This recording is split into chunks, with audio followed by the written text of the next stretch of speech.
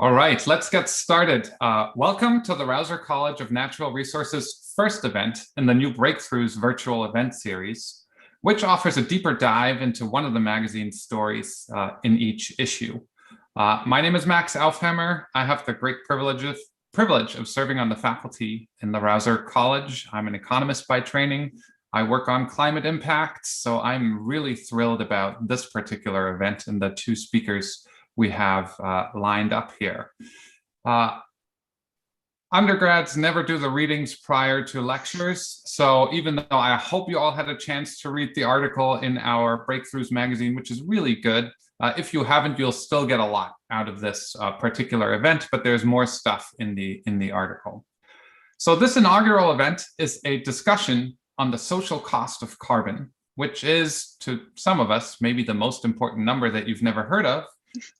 It's an estimate of economic harm caused by climate pollutants, and we'll get into more detail there. It's used in policy circles, and economics is really important here because it's ultimately measured in dollars. Let me introduce the speakers in a second, but before I do that, you have a Q&A function somewhere at the bottom of your Zoom screen. So I will be watching questions that come in, and we have a couple of questions prepared, but there'll be plenty of time towards the end of our event here for you to ask questions. So please type them in. I will pick the ones I really like and ask the panelists those questions directly. So you can do this throughout the entire event here. So let me introduce our two speakers for today. David Anthoff is also a German economist and a dad, just like me. So the humor is going to be terrible today, but the science is going to be great. He studies climate change and environmental policy. He co-develops the integrated assessment model, and we'll tell you what that is later, called FUND, that is used widely in academic research and in policy analysis. He has published in the top journals, Nature, Science, the American Economic Review, Nature, Climate Change, and so on. Long list here. But just as, if not even more importantly, he contributed a background research paper to the Stern Review, which was one of the early economic analyses of climate change, and has advised numerous organizations. So this includes the US Environmental Protection Agency, the German Bundesumweltamt, which of course is the German Environmental Protection Agency, Canadian National Roundtable on the Environment and the Economy, and the list goes on again. So his expertise is on the economics of climate change, but what makes him one of my favorite environmental economists is actually his training. He holds a PhD in economics from the University of Hamburg in Germany. Their soccer team isn't great, but the university is fantastic. And the International Max Planck Research School on Earth System Modeling, and a master's in environmental change and management from the University of Oxford. What adds a really interesting dimension here is that he also holds an MPhil in philosophy, logic, and philosophy of science from the LMU, Ludwigs-Maximilians-Universität in Munich, Germany, which of course has the greatest soccer team in all of Germany. Let me introduce our second panelist today. For those of us on the faculty, and we have many alums on the call today, there are many benefits to being a faculty member at Cal, right? A wonderful place to live. There's top dog, your colleagues, but truly the most important reason why we're here and why it's such a wonderful place to spend a career are our students. So Lisa Reynolds is a PhD candidate at the Energy and Resources Group and a Masters of Science student in computer science with a focus on programming languages and software development. She's interested in using computer science to explore issues related to our topic today, the economic impacts of climate change, and to support research and policymaking in this era of big data. She currently works on software development of the so-called MIMI package. We'll tell you what that is in a second. To support the construction and use of the models used to calculate the social cost of carbon, and is an expert in uncertainty analysis and global sensitivity analysis. Through her master's work, she also hopes to pursue a better understanding of how computer scientists can support climate research and policymakers. And this is obviously something we're trying to do a lot more of here at Cal through our new effort in the data science space right here. Lisa spent the 3 years previous to ERG working at an environmental consulting firm where she leveraged data analysis, computer programming, and GIS work. And she has a BA from Dartmouth College in Environmental Studies, focused on environmental economics, of course, and a post-bac computer science minor from Tufts University. So 2 all-stars here. Let me start by pointing my first question at David. David, could you maybe tell us what is the social cost of carbon and why should anyone care? Yeah, sure. Thanks for having me. First of all, this will hopefully be fun. So the social cost of carbon really tries to answer a very simple question, and that is, what's the harm that we do if we put 1 extra ton of CO2 into the atmosphere? And that's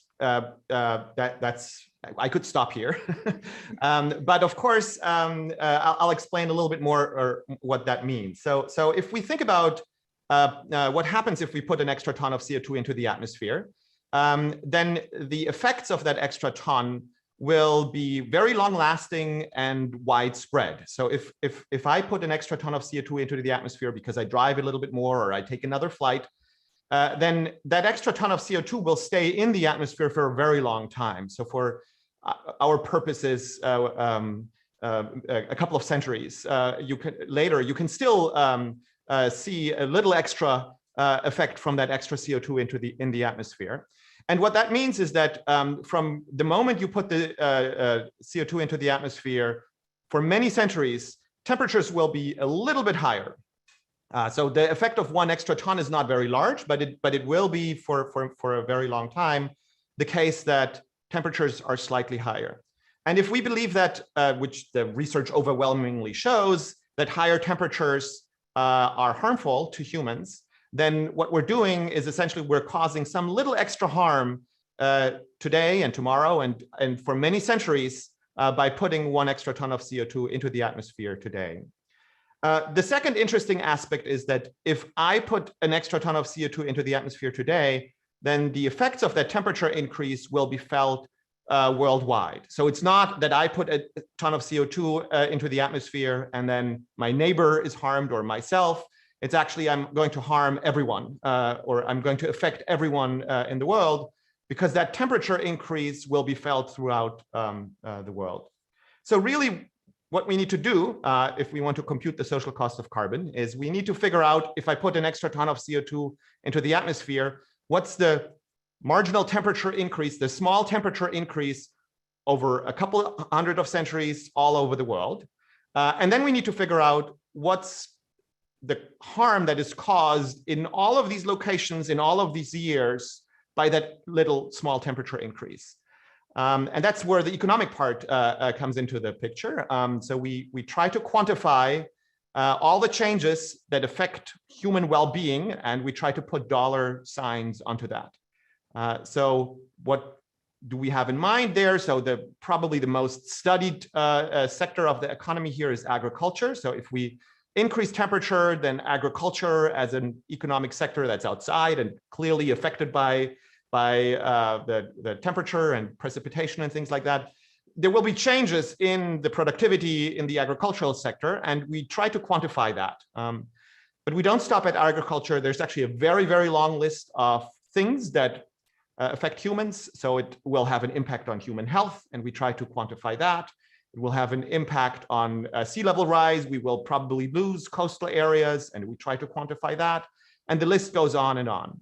And so once we have all of that, once we have estimates of the dollar harm caused by that extra ton of CO2 in all years, in all locations, in all of the sectors of the economy, we add it all up, and that's the social cost of carbon. Now, there's an important step here. The adding up is not trivial, because before we add things up, we apply certain weights. And in particular, so we might go into that a little later, but there's a process in economics called discounting, where harms that occur further down in time later we weight them less than harms that occur earlier in time. And there's a similar type of adjustment that is sometimes done for equity. So this adding everything up step is actually very contentious in the economic literature. But at some point, we've added everything up, and then we have one number, and that one number tells you what's the harm that is caused if you emit 1 extra ton of CO2. So that's conceptually what it is. We use that in cost-benefit analysis to just quantify the harm that is done, or the benefits of a policy. So if a policy reduces emissions by 10 tons, then we take 10 tons, multiply it by the social cost of carbon, and we have a measure of the total benefit that is done by a given policy. So that's sort of one use of the social cost of carbon. And I think we will go a little bit later in more details where that has actually happened in the real world. But you can use it in cost-benefit analysis where you just want to quantify the benefits of a policy. It has another role, and that is that if you think about the question, what should we optimally do? What's like the best climate policy we can do? Then the first question is, what temperature should we shoot for? So should we reduce temperatures to 2-degree warming, 1.5, I don't know, something else? And you can use the social cost of carbon to help you answer that question. And the process is roughly this.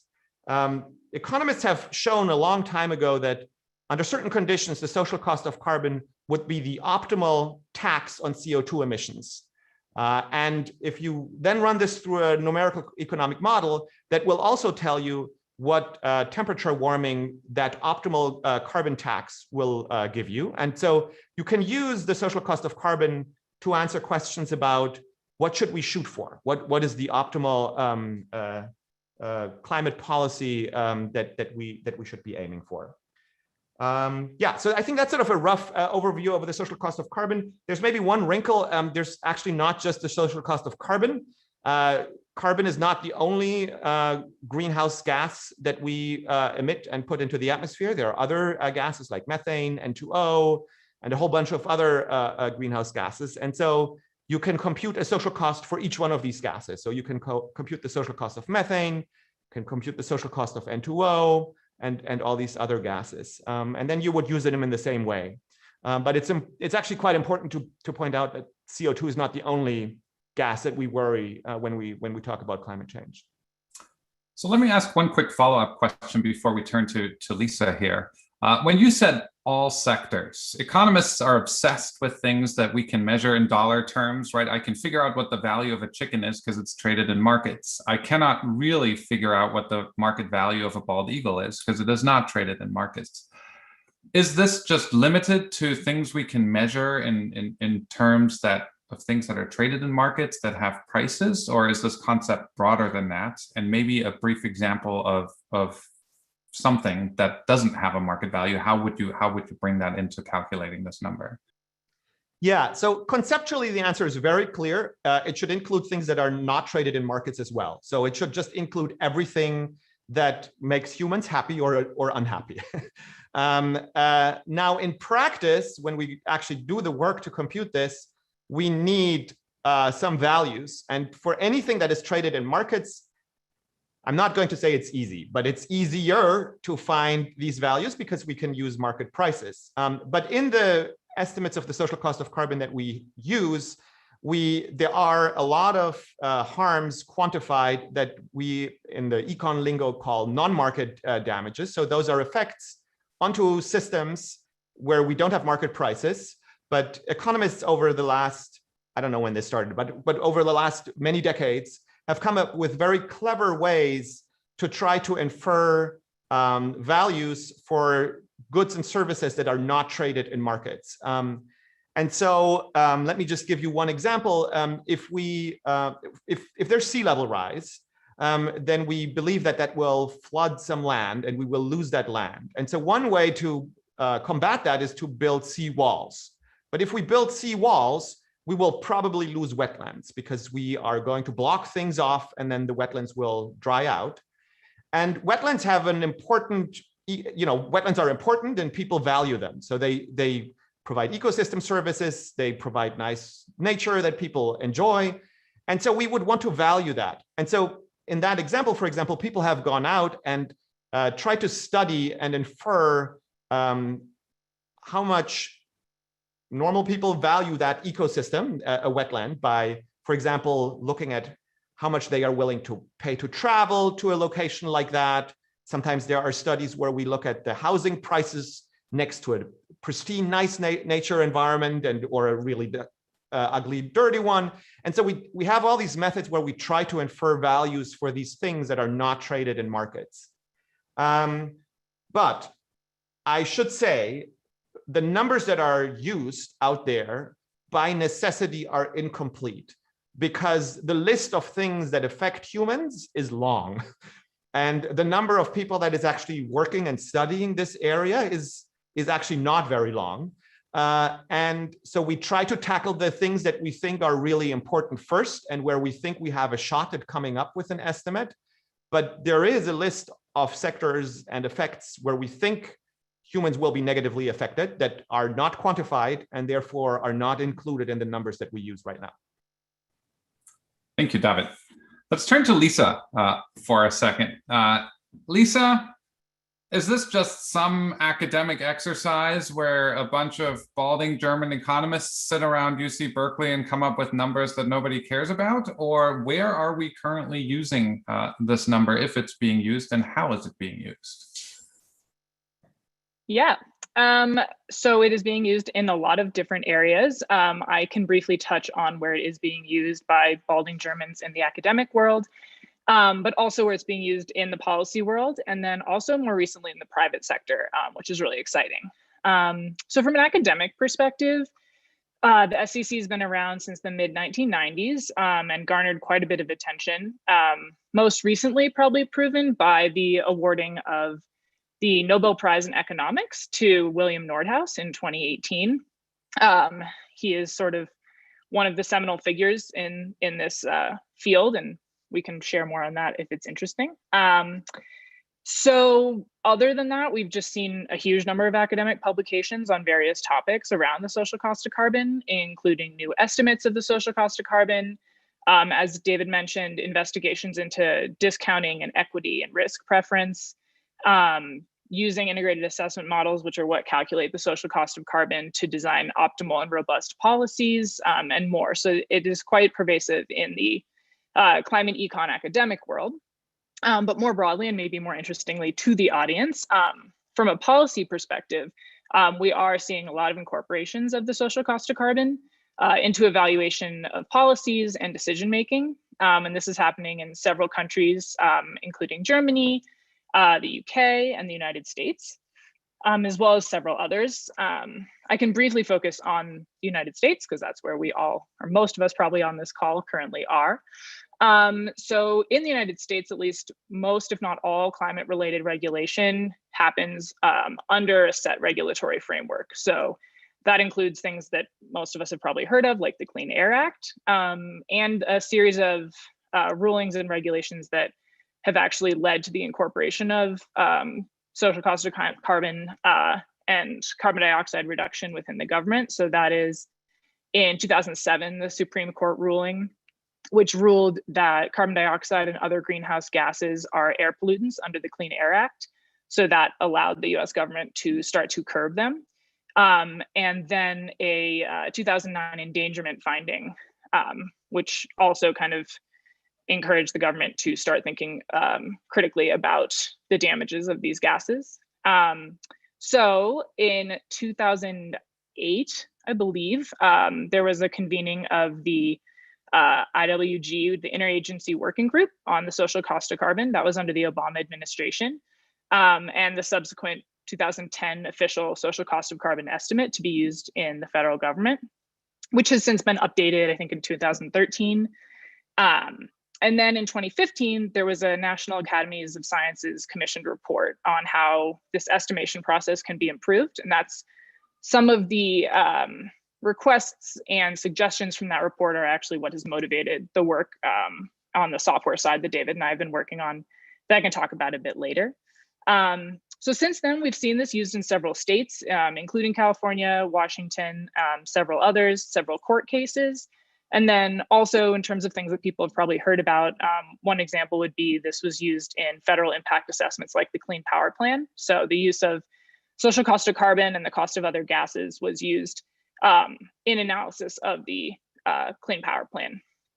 And then most recently, which was really exciting for our team, a software tool that we've been developing was used by the EPA to compute the social cost of HFCs, hydrofluorocarbons, which are a really potent greenhouse gas. And it was used in proposed regulation just in the last couple of weeks. So that's a very recent use. And then finally, the private sector, which I'm honestly not as well educated on. Max might be able to fill us in a little bit more on this, but we are really seeing interest from private sector financial systems. So BlackRock has made mentions of it. The Federal Reserve is starting to be interested in climate change and the social cost of carbon, and that was spearheaded by the San Francisco Reserve. So yeah, all sectors, it seems to be gaining a lot of traction, especially recently. So it's really exciting. So I'm going to follow up with this because not everybody's an expert in benefit cost analysis, Yes. right? Again, what is benefit cost analysis? Does the federal government have to do it? And why does the social cost of carbon matter in that particular setting? Yeah, so cost benefit analysis, and David, jump in here if I say something off, but I'm not sure exactly when it is absolutely required. There are certainly times when it is absolutely required. For example, with things like environmental regulation, a cost benefit analysis is required as part of the impact assessment. So essentially that is just adding up in a way the benefits and costs of a proposed regulation. So recently, for example, this proposed regulation on HFCs, it's basically from an economic perspective, what are the benefits, what are the costs? And the social cost of carbon comes in there in the sense that we and the 2007 Supreme Court decision basically say that emissions of carbon dioxide under the Clean Air Act can be regulated and do potentially cause benefits or harms. So essentially, if the social cost of carbon isn't included, you're implying that the economic benefit or cost is zero. It's null. So the social cost of carbon helps us include emissions of carbon in that accounting, and it can tip the balance or push the balance one way or the other as to whether the costs outweigh the benefits or vice versa. David, do you have anything to add there? Yeah, I think so. Actually, there's a very simple rule when a cost benefit analysis has to happen at the federal level. If a proposed regulation has an impact of more than $100 million on the economy, then they need to do a regulatory. So it's called a regulatory impact analysis at the federal level, but it's just a cost benefit analysis. I think one other interesting sort of, just to add to that, one other interesting wrinkle to that is that when economists talk about cost benefit analysis, we actually use the term for two quite different things. So sometimes we use the term to say we are going to use estimates of the costs and benefits to find the optimal policy. So we're trying to find, for example, the amount of emission reductions that maximizes our net benefits. So that's one way where you use the information that you have in a pretty prescriptive way, right? So you use the costs and benefits and sort of pretty technically your dial of how stringent your regulation should be is sort of set to a point based on the costs and benefits. But that's actually not how the federal government is using it right now in the United States. The federal government is using it, they're coming up with a policy, and then they're in a transparency move or in an informational move, they're listing these are the costs and these are the benefits associated with this policy. They're not claiming this policy will maximize net benefits. And that's not the process that they're using, right? They're not using the social cost of carbon to say, oh, how much should the Clean Power Plan rule reduce emissions? What they're doing is they're coming up with some other mechanism with a quantity that they want to reduce emissions. And then they're just showing us what are the costs and benefits associated with that. And there's also no rule, for example, for the federal government that a regulation can only pass if there are positive net benefits. They could have a rule and the cost benefit analysis says, yeah, this is actually more costly than the benefits you get out of it. And they could say, yeah, but we still want to do it because of reasons X, Y, and Z. So it's not, at least right now in the US, it's not used sort of in a mechanical way. It's really used as a tool to provide transparency and insights into regulations that the executive branch proposes. So to follow up on something that Lisa said too, and it goes beyond the federal government, right? So California's government has started thinking about how to use the social cost of carbon when it makes decisions. But also if you talk to the big sort of investment folks, be it private equity firms or big asset and fund managers, increasingly asking questions of the firms they invest in as to what the total cost of their activities along their entire supply chain is. So really putting pressure on firms to say, you know, you might be profitable on paper, but once we account for all of your carbon emissions and emissions of local pollutants, this looks much worse. So it's become sort of an interesting time. Well, I mean, it's always an interesting time to be alive, but if you're a person working on climate damages, that both the regulator, but also the finance sector are becoming really interested in making firms account for the full cost of their activities. All right, I have another question, so we're going to switch topic a little bit and back to David here for a second. You alluded to the fact that there are different people around, right? So there are great grandchildren, if we're lucky or not, you know, so there's this time dimension, but there's also what we call a cross-sectional dimension here, where, you know, a fancy Berkeley professor is very wealthy and lives you know, in global terms, and lives a very comfortable life compared to somebody living in sub-Saharan Africa. So can you talk a little bit about how we think about equity in this particular field? Does it have any implications for how we model this stuff? Does it have any implications for what the ultimate number is? Yeah, so that's a very interesting question. So in a standard cost-benefit framework, this question does not show up. So in a standard neoclassical cost-benefit analysis, in the way that it is done at the federal level today, for example, a dollar harm is a dollar harm, irrespective of who experiences that. So if there is a climate damage and it causes a $1 harm to me, and there's a climate damage that also causes a $1 harm to someone who lives on $1 a day in sub-Saharan Africa, then those two harms in the cost-benefit analysis show up as $1 and $1. So they're entirely equal. If you think about the impact, though, that a dollar harm has on my life and a dollar harm has on the life of someone who lives on $1 a day, it's clear that the welfare loss is different, right? To me, it's barely noticeable. To someone who lives on $1 a day, it is huge. It might be a really significant harm to their well-being. So at some level, this idea that a dollar of harm causes the same welfare loss, regardless of where it happens, is sort of weird and off. In this academic literature, there's an approach to try to correct for that. And I think that approach probably goes back to, I think David Pierce and Richard Toll and Sam Fankhauser in the mid-90s probably first wrote about this. So it's been around for a long time in the academic literature, and that approach is called equity weighting. And the idea in equity weighting is that before we add everything together, so before we add all the harms that occur in different parts of the world, we apply weights that account for the wealth situation of the person that is actually affected. So essentially, if we have, if our extra ton of CO2 that we put into the atmosphere causes a $1 harm to me and a $1 harm to someone in sub-Saharan Africa, then with this equity weighting approach, what we would do is we would give more weight to that dollar in sub-Saharan Africa than to the dollar harm that occurs to me, because we would say the welfare loss to the person in sub-Saharan Africa is larger than the welfare loss to me.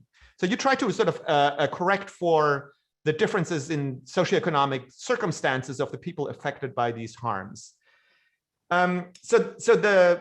This approach, it has been around a long time. It has a very solid foundation in welfare economics. So the way I've described it right now might sound a little bit ad hoc, but you can actually trace it back in a nice mathematical way to a very rigorous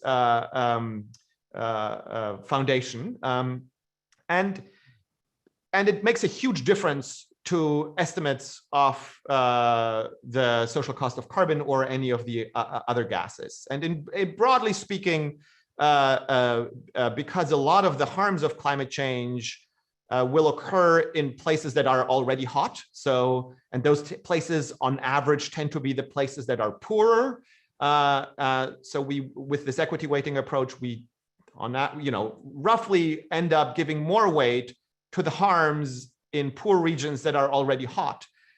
So that's just a coincidence that that's the case, but it turns out that in the end, using equity weighting increases your estimates of the harm from climate change. So it's been used a lot in the academic literature. So I've always described it in the following way. There has always been sort of a group of people in mainstream economics that really liked this idea of equity weights and has supported it. So it has not been like niche. I mean, there was always sort of a sizable group of people working on this question. But I think for a long time, it certainly was not like the standard approach. The standard approach was to ignore these equity questions. But I think lately that has really changed.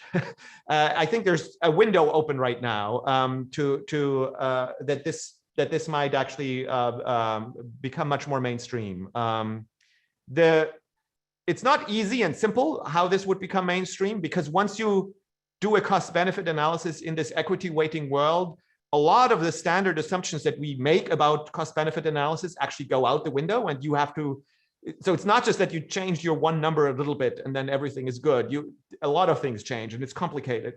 So it's not a trivial switch. And my own view on this is that a standard normal cost-benefit analysis has information that is important that we don't want to put away. So my own view on this is that I think it would be important to augment a standard cost-benefit analysis with something like equity weighting so that we get an insight into what the welfare loss implications of this are. But I would not actually kick out this standard approach, because I think that also has information that is valuable for policymakers. So that's sort of where I'm right now. But it makes a major difference, because the wealth levels of people that are affected by climate change are so different. I mean, because every ton we put into the atmosphere affects everyone in the world. It's probably one of the very few policy areas where that's actually the case, where the people that you need to account for are really span the whole range of incomes.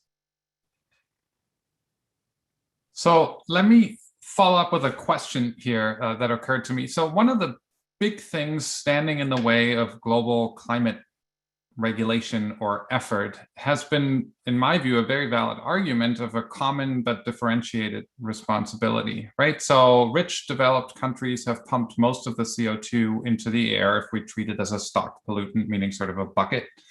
And poorer or lower income countries are responsible for a smaller share. So one of the arguments by lower income countries has been we shouldn't do as much because we're not responsible for as large of a share.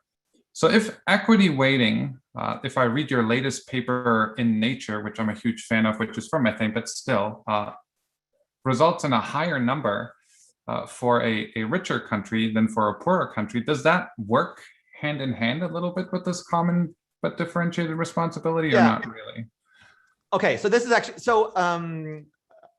let me take this in sort of different pieces. So first of all, I should say this argument of historical responsibility is one that is not addressed by equity weighting. That's a different story. And in any economic framework that I'm familiar with, this historic responsibility does not really show up, because economic frameworks are consequentialists and we don't look back at what happened in the past.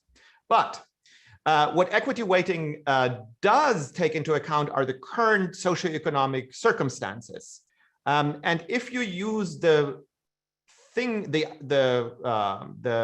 intellectual foundation that leads you to equity weighting, and you ask the question, how should we actually design climate policy across the world, then you will actually end up in a situation where you have carbon taxes that are different for different regions. So that's one of the sort of mainstream econ assumptions that goes out the window once you are in an equity weighting world. You no longer want to have a uniform carbon price once you are in this equity world. And in particular, you want to have a higher carbon price for high income regions and a lower carbon price for low income regions. That's sort of one of the things that falls out of this equity weighting. And as such, that's like literally a one-to-one interpretation of common but differentiated responsibility, right? So everyone needs to do something, but how it is differentiated by your ability, by your wealth level, essentially. But this is one of these areas where I said equity. If you buy into equity weighting, then you actually buy into a lot of other things that are not standard, right? So normally one of the mantras in climate economics is we want a uniform carbon price because that's the least cost way to reduce emissions. Well, with equity weighting, that's no longer the case. You want a differentiated carbon price. And by definition, at that point, you're no longer using the least cost way to reduce emissions, right? You're spending extra money. And why is that? Well, you're spending extra money to make progress on your second goal, namely equity, right? So you now have like two goals. We want to do it cheaply, but we also want to do it equitably. And at that point, the optimal policy will try to, if you just have a carbon tax, will try to achieve both, and it will, find some middle ground between reducing emissions at low cost and achieving a more equal distribution of incomes in the world. Thank you, David. There's an interesting question in the chat here saying, well, but what about the EU? Should it be all the same within the EU and then trading blocks? So clearly this becomes really tricky very quickly. But I want to turn to Lisa's amazing work on tool building and software here.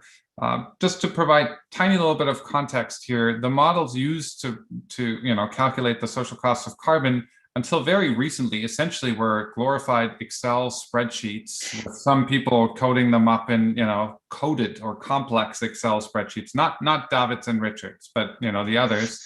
So we've in the past 5-6 years come a long way, largely thanks to Lisa's and David's and a bunch of other folks' work here. So can you talk a little bit about your tool building efforts here? What's cool, what's new? And also there's a lot of questions about uncertainty and extreme events here. So, tipping points, extreme events, like does this tool building, is this just building cooler tools for people who like cooler tools, or does this allow us to do things that we weren't able to do before? Yeah, great. So I think before I start, I'll just define a term that's been thrown out a little bit, but it's the integrated assessment model, or known as an IAM. These are numerical scientific models that integrate more than one domain into one framework. And then they're normally used to inform policy, not just sort of for academics use. So this is the type of model that we use to calculate the social cost of carbon. So when I refer to IAM, I just mean like the type of model that we use. And there's a few of them, as you might have seen, the three main ones, DICE, FUND, and PAGE. And I can answer more questions about that if it's unclear. But so yeah, we are working on a software package called Mimi. I entered the project after it had been named, and David claims to not remember why it has that name. So I will call it Mimi, that's its name. And it is a software package for integrated assessment models. And it's created to remedy several issues, many of which were actually formally stated in that National Academy of Sciences report about better ways to update and improve the methodology to calculate the social cost of carbon. So namely, one thing that we're aiming to do is provide a uniform integrated software platform that co-locates the current integrated assessment models and development on them. So as Max said previously, they were located in a variety of places using a variety of languages, which made it hard to do several things, made it difficult to even start working with one, but it made it especially difficult to work across different models, compare models, combine them. These are kind of modular. You have socioeconomic components, you have climate damage components, and it's particularly helpful to be able to kind of mix and match different parts of these models. So overall, we're trying to lower the barrier to research and improvement using this software platform. So we have developed it, and then also now I think have about maybe 20 working variations of models on it, including the primary 3 that are used by the federal government, and then also different versions of them that improve on various components like agriculture and others. And so that's the general idea of Mimi. We also just want to reiterate that one of the goals is to get more of a decentralized modular workflow. So people have expertise in various areas, and these models span a huge range of different domains. So making this a more democratized use of software hopefully would allow someone to contribute to their particular area without having to gain mastery of the whole model or a new programming language, that kind of thing. And then in response, I think, to one of the questions actually, and to kind of what I've been focusing on, which is the uncertainty and sensitivity analysis. So that's one area for which this framework has been really helpful. In one way, because we, again, can co-locate different models. In another, just because a lot of the algorithms and methods used to explore uncertainty are computationally intensive and can be difficult for people to code up or code up efficiently on their own. So we've been able to add a few kind of API functions that help people do that without having to be experts in the algorithms or in computer science. So at a high level, the social cost of carbon is often presented as a number, but really there's a lot of parameters that go into these models that have uncertainty within them. So we don't actually know what the true value of the parameter is, but we have some sense of what we think the distribution is. So the impact of this is that we actually like to run Monte Carlos, which means for every one of these uncertain parameters, before we run the model, we take a random draw from the distribution that's assigned to that parameter. And the outcome is that the social cost of carbon isn't actually just one number, it's a distribution of possible numbers.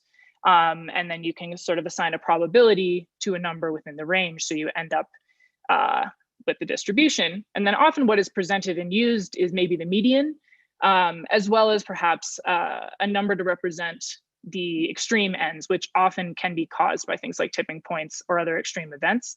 So maybe that would be the 95th percentile number, for example.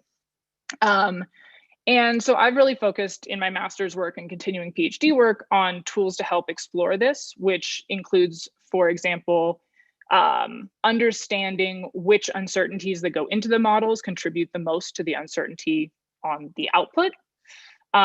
They also, for I think a growing body of research, look into trying to understand those high damage, low probability events. So what is causing those? How can we reduce the uncertainties so we have a better understanding of what the possibilities are?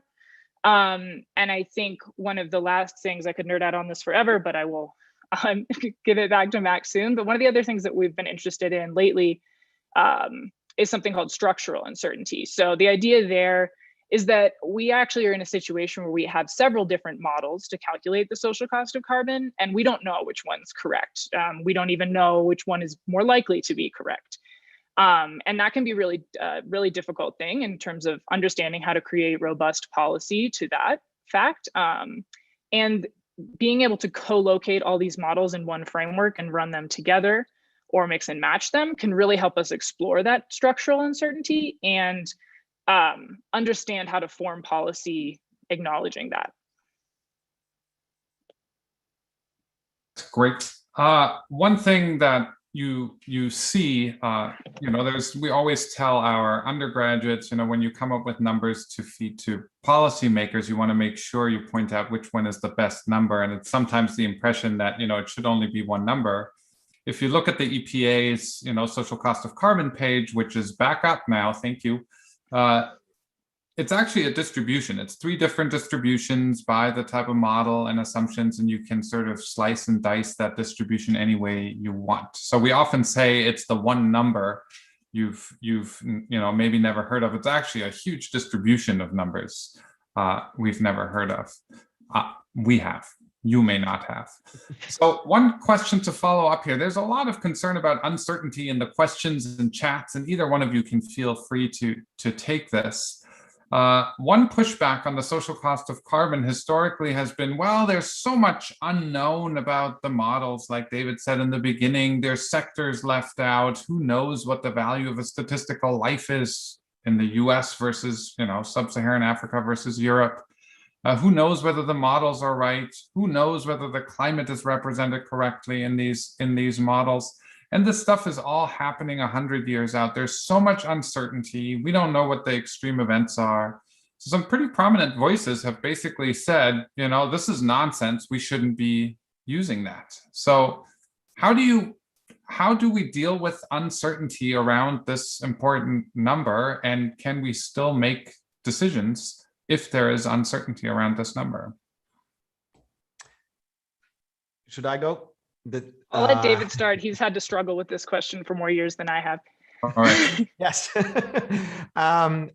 a very valid question because there's no doubt that the uncertainty in this field is larger than in many, many other policy fields where we use quantified information to guide policy, right? So there are other, and it's just because the problem is longer and broader and more difficult than pretty much anything else.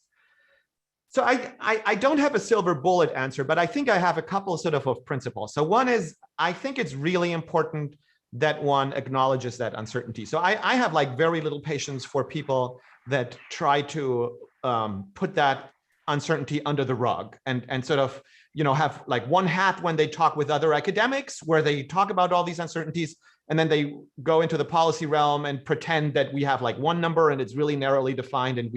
So I think that really does harm if people try that. So I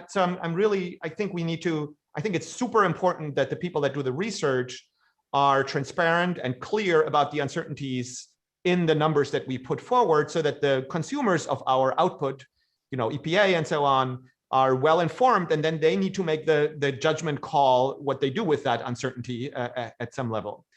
And in my experience, I should also say that especially the regulators here in the United States, the EPA, for example, they are sophisticated. You don't have to dumb things down at all for them. They are some of the most knowledgeable people in this area, work at EPA. And so I think it's important that they know how to deal with that level of uncertainty. I think another important point is that I mentioned this before, that in the United States, the social cost of carbon is not used to set targets. The social cost of carbon in the United States is used as an informational tool. It tells you, we have this policy here, we came up with it, I don't know how, some other way, and now I'm going to tell you what the benefits of that policy are based on the social cost of carbon. And the National Academy's report that Lisa mentioned that looked at the use of the social cost of carbon a couple of years ago, where Max was part of that, I should probably mention, made, I think, a really important recommendation there. And it said that if there are impacts that, for example, we can quantify in physical terms, but not in monetary terms. And so an example here is, for example, ocean acidification. We know that CO2 will lead to a change in the pH level in the ocean, and we know that that will have some downstream level effect, but we don't have reliable monetary quantifications of that. And so we cannot include that in the social cost of carbon at the moment. So what do you do in that case? Well, in a regulatory analysis, you can use the social cost of carbon to quantify the things that are quantified in the social cost of carbon. And then you can mention And by the way, this will also have an effect on the oceans, and that's not included in our social cost of carbon. And you just present that information side by side. And I think that's, in my mind, that's really the only, so I'm comfortable with that approach, right? That you say, this is what's included in our social cost of carbon estimate. And there are other things. And if you have information about that, you can list that, and these are not included. It gets much, much more difficult if you use these economic tools to set targets, to find optimal temperature targets. Because at that point, you know, if you leave something out, that will bias your optimal target, and it's biased. And so my own view on that is that I would not feel I certainly would not feel comfortable if a policymaker would take a single individual model and try to say, we should shoot for this amount of warming based on the fund model. So the fund model is the one that Richard Toll originally developed, and then I started co-developing it with him when I started working in this space. And while we of course think that that's the best model, I would not feel comfortable if someone came along and said, I'm just going to base everything on this one model, and I'm not going to take anything else into account. I think that would not be a robust way to handle this. I think the way to handle this is to say, okay, fund tells us this about optimal policies, but we also know that fund doesn't account for A, B, C, and D. And then a policymaker needs to make the call what that means for their determination of what they think an optimal policy would be. Yeah, I mean, I would echo a lot of that, and also just agree that, I mean, as a student, as someone who's studying this pretty early, these types of questions I think are completely valid and important.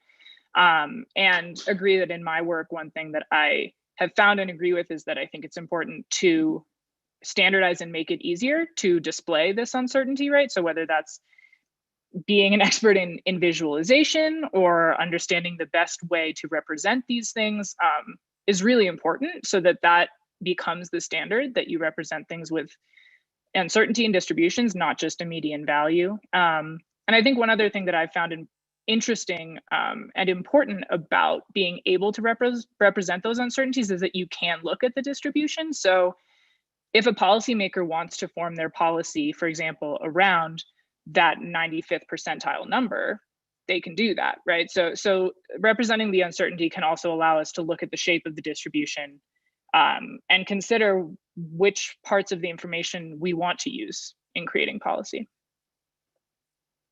So there's, thank you for those great answers. So for those of you who like to write code in your free time, which is an increasingly larger and growing share of the population, if you want to check out this model, it's at MIMI Framework, MIMI framework.org. You can download this stuff, install Julia. Even this old balding guy once on a flight, I downloaded and was playing with it. It's fantastic. I also gave a talk at MIT at one point where I said something and I put a link to the model up. By the end of the presentation, a student in the audience had basically coded up a little thing and said, the answer to your question is this.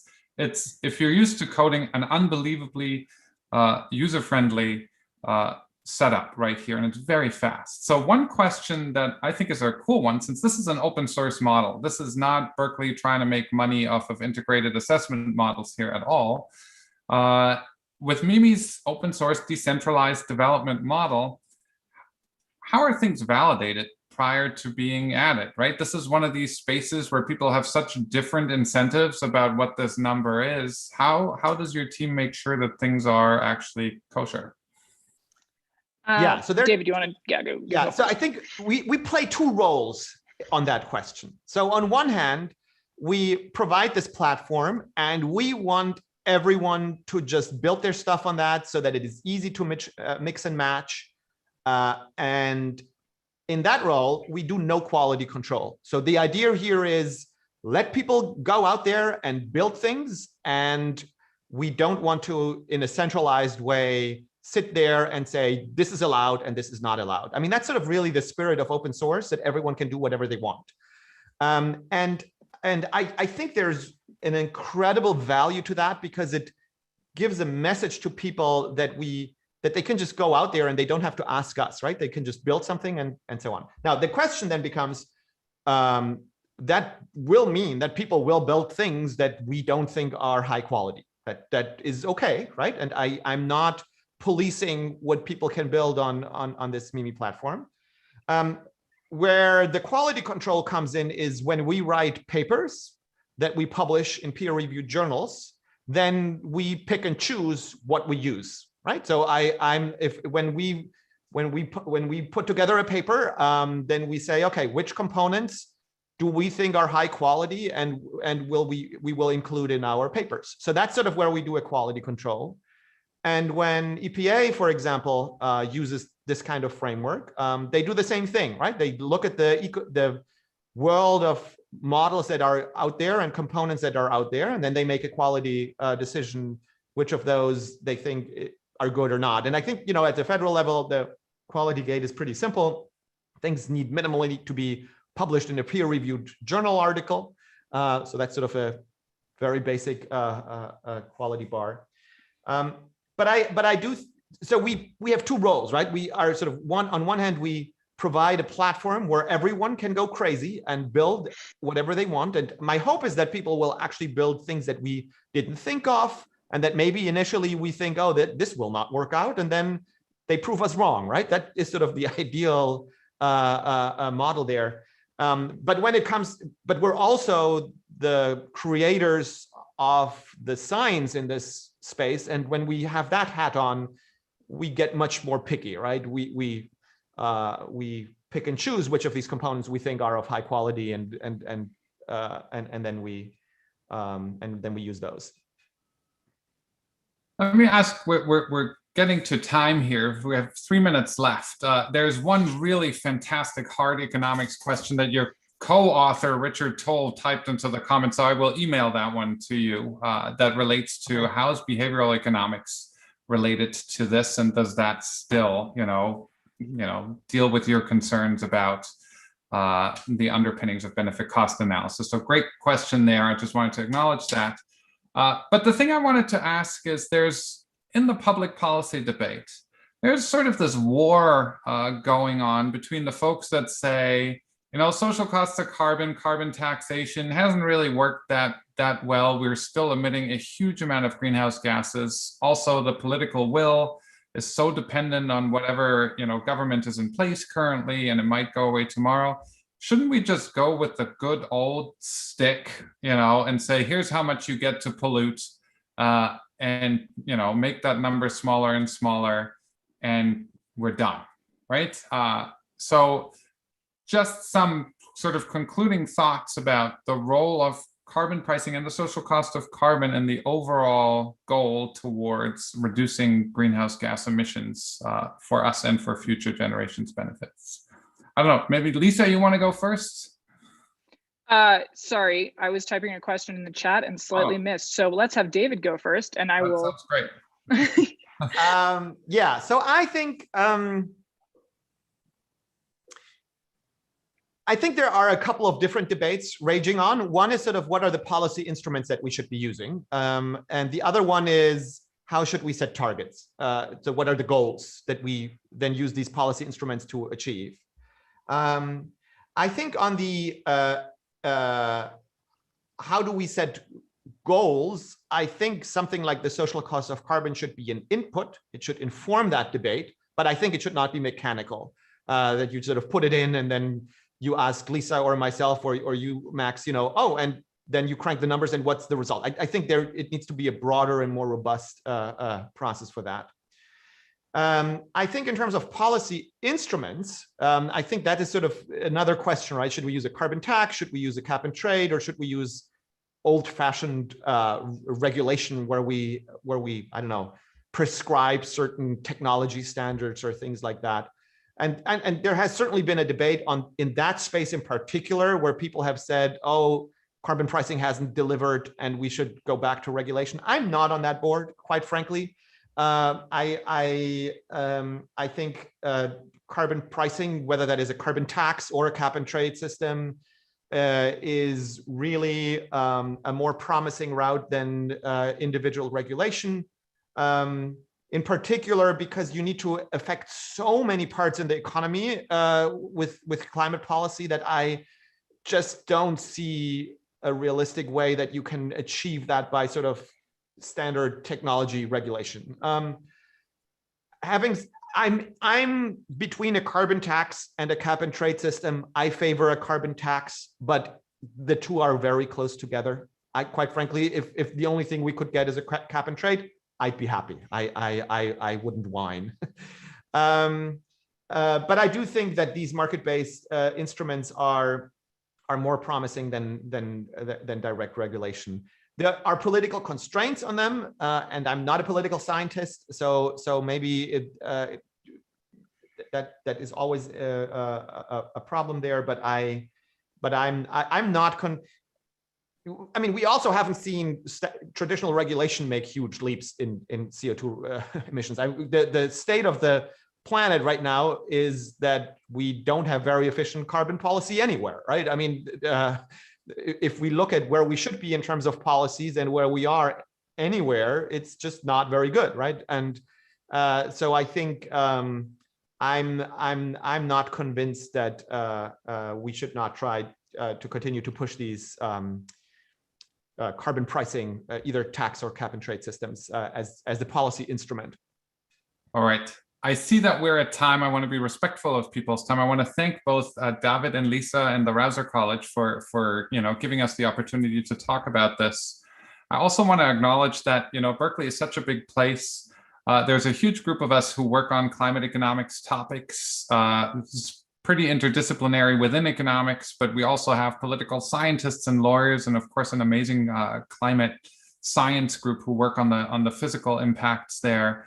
It's a really exciting time to be a climate scholar at the university and working with our state agencies and federal agencies on trying to address this really important problem. So I think it's a really great example of how what happens inside the ivory tower really translates relatively quickly into actual policy. So exciting time to be, a climate scientist.